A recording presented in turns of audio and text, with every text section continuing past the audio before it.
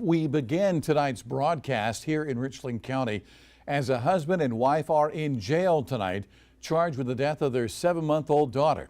Chris English has more now on this tragic story, including reaction from the Richland County coroner. This evening, Richland County Coroner Nada Rutherford is speaking out on the death of 7-month-old Sage Nix.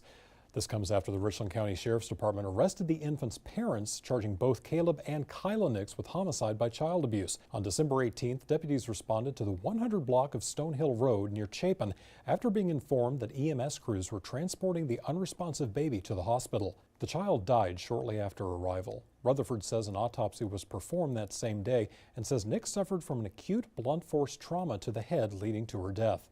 Because the death was suspicious, an investigation was immediately launched. Rutherford says investigators did a deep dive into the child's life. It's not just an investigative process that happens in the hospital. We also are going to go to the home or wherever that child may have been prior to them being pronounced deceased. As part of the investigation into the baby's death, toxicology screenings were completed on the baby as well as the parents.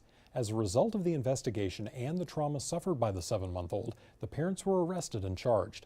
Rutherford says a thorough review of the case was completed with input from multiple agencies. All of the parties involved are included, so DSS, the solicitor's office, any law enforcement agency, SLED is also included in that, along with the deputy that does the investigation for our office. Before I'm going to write homicide on any child's death certificate, I'm going to be sure about the information that we include on it. Tonight, both Caleb and Kyla Nix remain behind bars at the Richland County Jail. Because they are charged with homicide, they will have to go before a circuit court judge who will determine if the parents are eligible for bond and what amount that bond would be. In studio tonight, Chris English, News 19 WLTX.